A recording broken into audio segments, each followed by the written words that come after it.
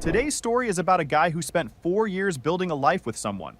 He helped her from day one, the YouTube channel, the photography sessions, the whole thing. He put down 85 grand toward a house. He proposed. He was ready to do the whole married life thing. And then he found out, completely by accident, standing in a parking lot with his engine still running, that the entire relationship was a long con for real estate and Instagram followers. She had a plan, a timeline, and a target. What she didn't have was a closed window. Pull up a chair. This one's worth every second. My fiancé planned to marry me, take the house, and divorce me. 6 months later for Instagram clout, so I set up the family dinner and beat her to the public breakup. I work as a fleet operations manager for a regional freight company. My job is basically making sure trucks move from point A to point B without drivers deciding to take unscheduled detours through 4 extra states. Not the most exciting thing to explain at dinner parties, but I pull in around 97 grand a year. Solid money for solid work. My fiancée, Brooke, 29, worked as a community coordinator at some overpriced juice bar chain that charged $18 for blended kale and called it a wellness experience. She pulled in around 52 grand a year and spent it like she was operating on a 200,000 budget with a second income nobody told her about. Her entire personality had become her Instagram account, where she sat at about 4,200 followers and carried herself like she was managing a media empire. Daily outfit posts with captions like "Casual Tuesday vibes," after clearly spending 2 hours in front of the mirror. Food photos with paragraphs about manifesting abundance. Selfies with inspirational quotes she'd definitely stolen from someone else. The full influencer starter pack, complete with delusion. She'd compare herself to actual models like it was just a factual statement. Bella Hadid and I have the same bone structure. No, Brooke, you don't. I could totally do runway if I wanted to pivot my brand. Sure, Jan. My engagement rate is actually better than some celebrities. Yeah, because your aunt and a rotating cast of bot accounts are exceptionally loyal followers. We met 4 years ago at a coffee shop downtown. I was working on my laptop during lunch when she walked up and asked if the seat across from me was taken. The place was packed. I said no. She sat down, smiled, and within 5 minutes we were talking about everything. She had this energy that made a slow Tuesday feel like something was actually happening. And when she told me about her content creator dreams, I didn't roll my eyes. I helped. I helped her set up her YouTube channel, taught her basic video editing, gave feedback on her captions, bought better lighting for her apartment because she said the overhead light was washing out her aesthetic.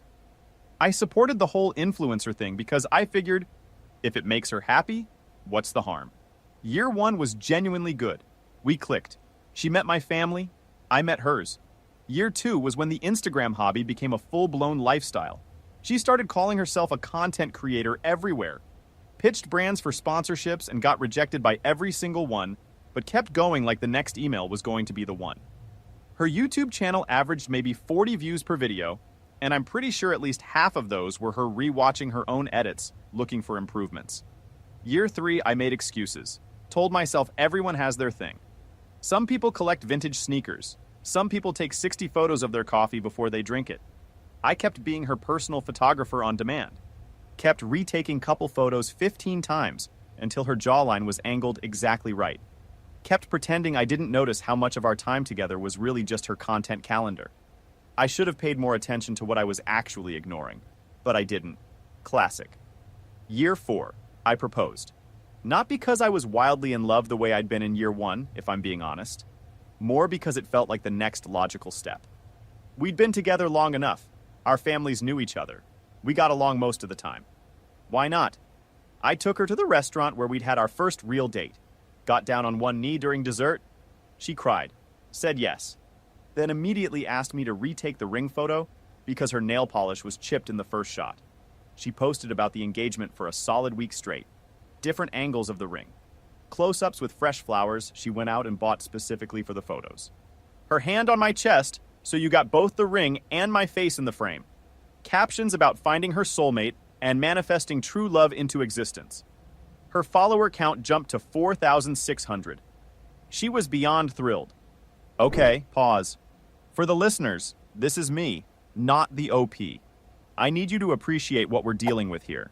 This woman has 4,200 followers and the confidence of someone with a Netflix deal and a publicist. She's comparing herself to supermodels while her YouTube channel sits at 40 views, half of which are her own rewatches. This is what happens when the algorithm gives you 12 likes on a Tuesday and your brain says Vogue cover. She's living in the Truman Show, except she built the set herself and forgot to tell the cast. Anyway, the house is coming, and so is the plan. Neither ends the way she expects. Then came the house conversation. We were both throwing money away on rent, me in a decent one-bedroom in Forest Hills, her in a studio with a roommate she complained about like it was a full-time job. Combining our incomes meant we could actually own something real. Build equity. Stop handing money to a landlord. Do the adult thing. I'd been saving for 6 years at that point. Had about $85,000 set aside. Brooke had maybe 12 grand. We looked at places in Queens and found a 3-bedroom ranch in Bayside that needed some cosmetic work but had solid bones. Listed at $470,000. The plan was simple. Pool everything. Both names on the deed, split it equally. Even though I was covering most of the down payment, we were getting married anyway. What's mine is yours, right? We made an offer. They accepted. Closing was set for 2 months out. Brooke completely lost her mind with excitement. Posted about it constantly. First-time homeowner with exterior shots of the house. Building my empire with photos of paint swatches fanned out on a table. Manifestation works with screenshots of her Pinterest boards. Follower count hit 5,100. She started hashtagging everything homeowner life before we'd signed a single document. 3 weeks before the bank meeting to finalize everything. That's when I found out what her actual plans were. And they had an expiration date. My expiration date, specifically. It was a Tuesday in mid-October. I'd taken a half day to get our financial documents organized for the upcoming bank meeting. Boring adult responsibility stuff. Brooke had texted me around noon saying she was having some friends over at my apartment, that they'd be gone by 6. No problem. She had a key. I wrapped up my paperwork around 3 and headed home early. Figured I'd catch a nap, order food, decompress. I pulled into my parking spot and grabbed my phone to text Brooke I was back. That's when I heard voices coming through my open window. My apartment faced the lot. The window was cracked open. The voices were clear. I'm telling you, once that house is in my name, I am done with him. I froze. Hand on the door handle. Engine still running. Brooke's voice. Then a second voice. Her college friend Kayla. You're really doing it. 4 years of pretending I care about freight routes. 4 years of sitting through family dinners listening to trucking stories. Do you know how many times I've wanted to disappear? I want credit just for making it this far. Laughter. Multiple voices. I turned off the engine and sat there. But his name is going on the deed too, right? Yeah, but my dad knows a lawyer. There are ways around that after the wedding, especially if I can document that he's never home or that I contributed more financially. His friend said I just need to file for divorce 6 months after the ceremony and take the house in the settlement. Clean and simple. My hands went numb on the steering wheel. That's ruthless, Kayla said, but she was laughing. It's strategic. He makes decent money, but he's maxed out. Fleet operations, that's his ceiling. He has zero ambition. Meanwhile, I'm building my brand. My following is growing. Once I'm a divorced homeowner posting about my glow-up, that content goes viral. Single woman, late 20s, thriving after leaving dead weight? That's at least 10,000 followers. Maybe 15,000 if I play it right. More laughter. A third voice, Nicole, another friend from her circle. When are you planning to leave him? 6 months after the wedding. Long enough it doesn't look suspicious. Short enough I'm still in my 20s when I'm back on the market. And here's the best part. I'm going to do it publicly. Some dinner or party with both families there? Just announce it in front of everyone and watch him fall apart. He's going to cry. You know how he gets. Oh my God, that's evil. The content practically writes itself. I sat in that parking lot for another minute, just staring at the windshield. Then I started the truck back up, pulled out, drove to a coffee shop 3 blocks away, and sat there for 2 hours with a black coffee going cold in front of me. 4 years. 4 years of building a life with this woman, supporting her, photographing her, proposing to her. And the entire thing, every single piece of it, had been a long con. Real estate fraud with an Instagram angle. Here's the thing though, I wasn't panicking, because Brooke had made one genuinely critical mistake. She told her friends about the plan before she had the house, which meant I knew everything. which meant I could move first. I pulled out my phone and texted her. "Running late. Won't be back until 6. Have fun with your friends." She responded immediately. "Okay, babe. Love you. Just having girl talk." Girl talk. Right. Hold on. For anyone listening, this is me, not the OP. This is not a man having a breakdown. This is a man running diagnostics on his own life from the driver's seat, like he's the IT department for a problem he didn't create. Most guys go upstairs and blow up immediately. This man drove to a coffee shop, let it settle, and built a counter strategy before his coffee was cold. She ran a 4-year con. He dismantled it in under 2 hours. Ocean's 11, except it's one guy, no masks, and she handed him the blueprints through an open window. That's not revenge. That's just paying attention. When I got home, the friends were gone. Brooke was in the kitchen humming to herself, scrolling through paint colors on her phone like she was already mentally decorating a house that was going to be hers alone. She kissed me on the cheek when I walked in. "How was your day?" "Fine. Boring paperwork." "I'm so excited for the bank meeting. We're so close to being homeowners." Homeowners plural, like she meant it. I told her I'd been thinking, maybe we should hold off on the house. Just a few months. Make sure we were really ready. Her face changed. "What? Why?" "It's a big commitment. I just want to be careful. We already made an offer. They accepted. We can't just back out. We haven't signed anything final. We'd lose the earnest money, around $5,000, but that's better than rushing into something we're not both certain about." Her eyes narrowed. "Where is this coming from?" "Cold feet about the timing. Maybe we wait until after the wedding. Make sure everything's solid." She crossed her arms, stared at me for a long moment. Then she dropped it. We ate dinner in near silence. She left around 9 to go back to her place. The next morning, I called the real estate agent and backed out of the offer. Then I called my mom. "Can you put together a family dinner for Friday night? Both families. Somewhere nice. Brooke's parents, too." She asked what the occasion was. I told her I'd explain Friday. "Just make sure everyone's there." She said, "Is everything okay?" "It will be." I texted Brooke. "My mom wants to do a proper engagement dinner. Both families celebrate everything. That steakhouse in Manhattan your mom likes? Friday at 7? She texted back within 60 seconds. "Yes! That's so sweet. I'll wear my new dress." I'm sure she would. Wait. For the listeners, this is me. I want to be crystal clear about what just happened. She is sitting in his kitchen talking about paint colors while he has already backed out of the house, called his mom, and booked the restaurant. She thinks she's playing the long game. He flipped the board. This is the exact difference between acting from anger and acting from strategy. Anger would have been an immediate blow-up fight that went nowhere. Strategy is a steakhouse reservation at the place her mom likes, with both families there on a Friday. She drove to that dinner thinking she was going to a celebration. She was going to a deposition. Friday.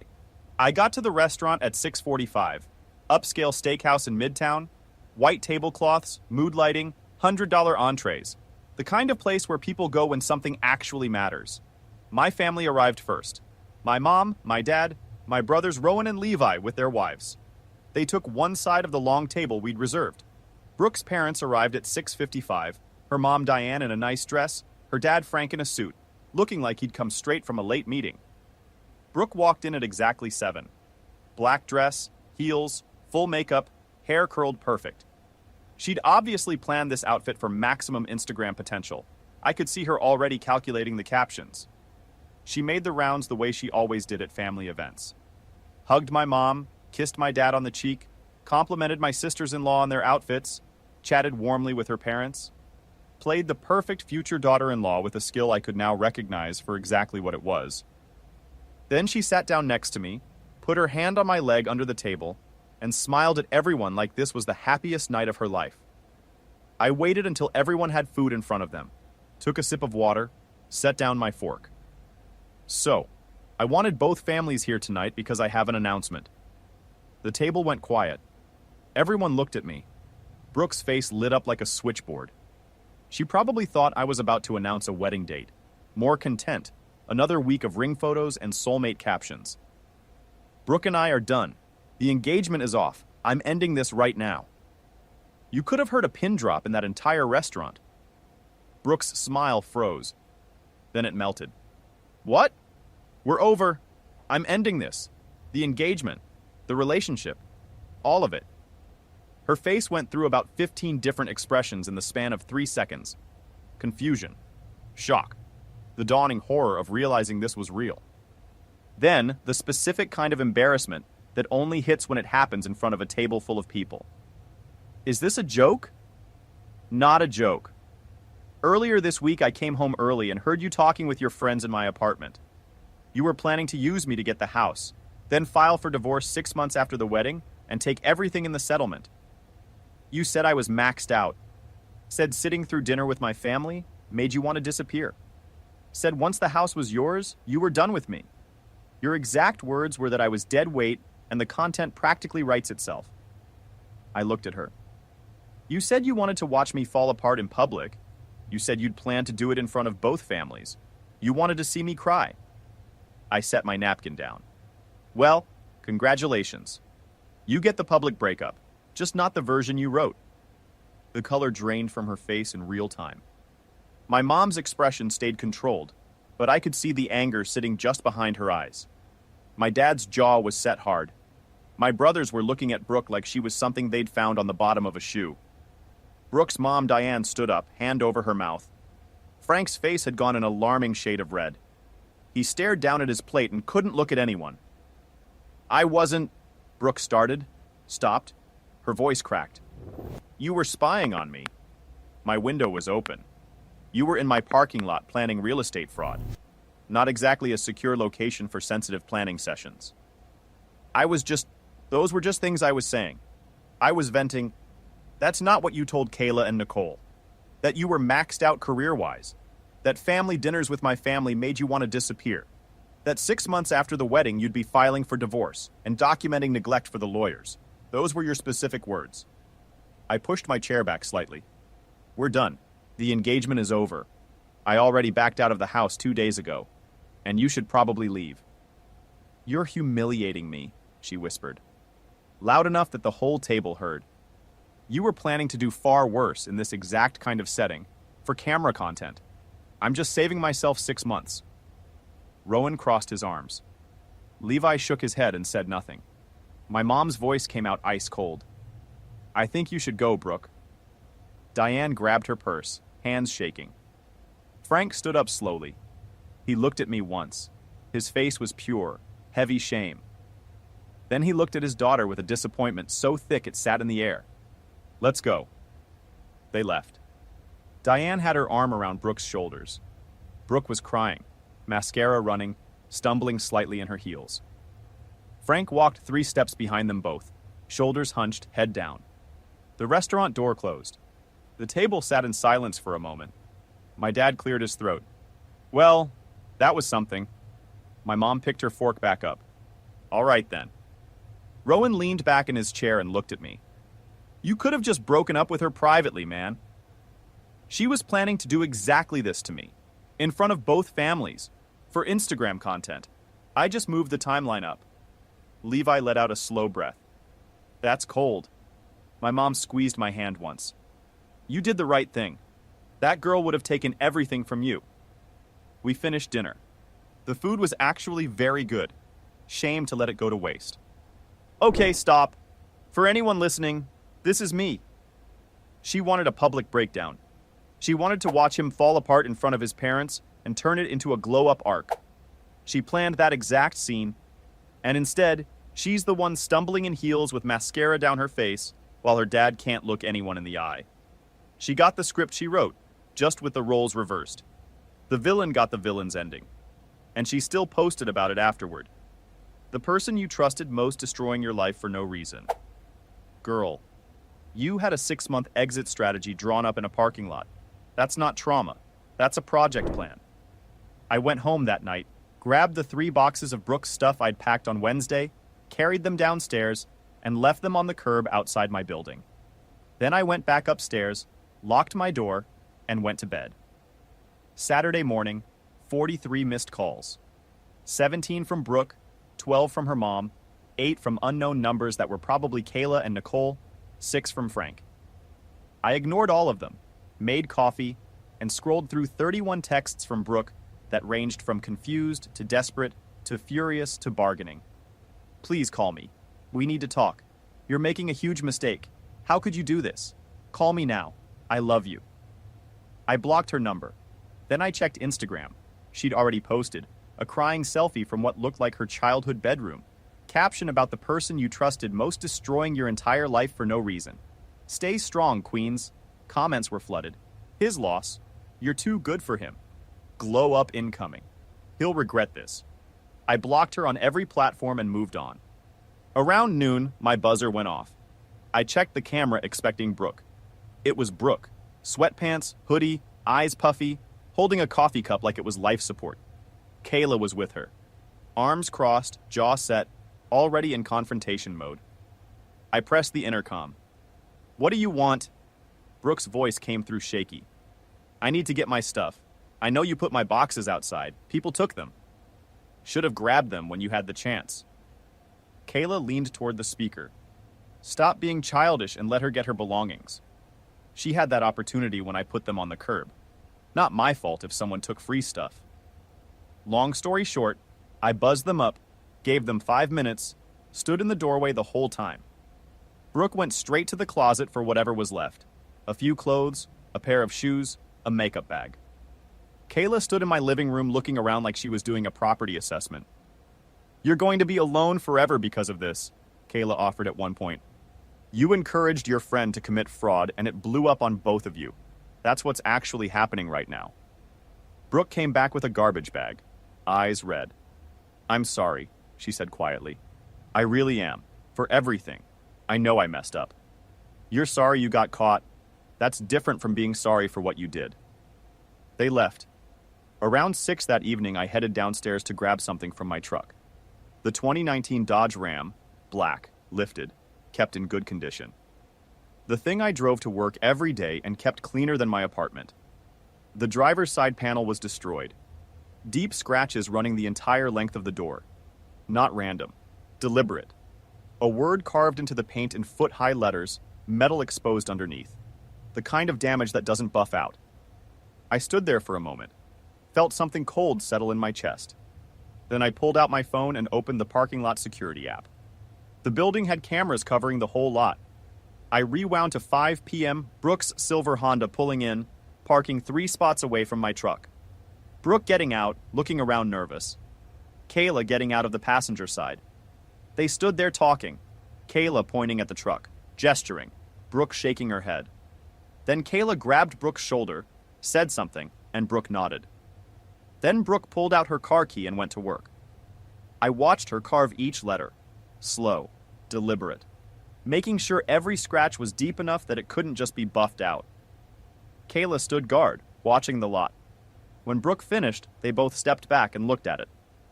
Qley took a photo with her phone. Then they got back in the Honda and left.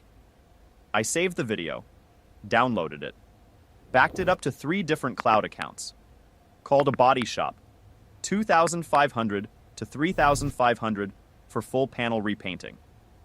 Then I switched to my work phone, the one Brooke didn't have blocked yet. Texted her, I have HD security footage of you and Qley keying my truck at 5 p.m. today.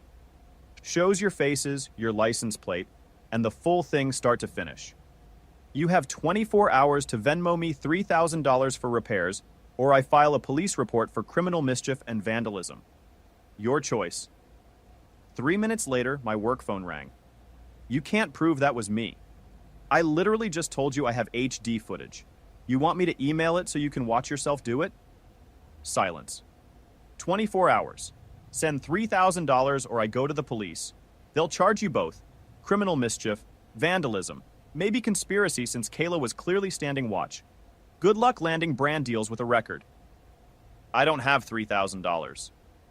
Should have thought about that before you picked up your keys. 20 minutes later. Venmo notification. $3,000. Payment note. You're a horrible person. I accepted it. Didn't respond. Yo, timeout. She keyed the truck. She paid $3,000 via Venmo with a note calling him a horrible person. And somehow, the next play is sending her friend to seduce him. Like he's going to open the door, see Qley in full going out gear, and think fair enough. I need everyone to understand. This is the same strategic mind that almost pulled off a 6-month house fraud. She had one job after Friday. Don't do anything else. She's now committed vandalism, extorted herself, and is launching what I can only call Operation Bottle Service. CEO of Bad Decisions. What comes next in that hallway is better than anything on TV right now. Get your popcorn.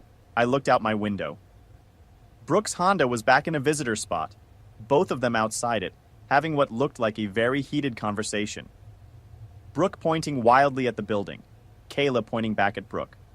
Then Brooke shoved her. Qley stumbled back, looked genuinely shocked for about 1 second, and then shoved Brooke hard enough that she hit the car door. They stood there screaming at each other.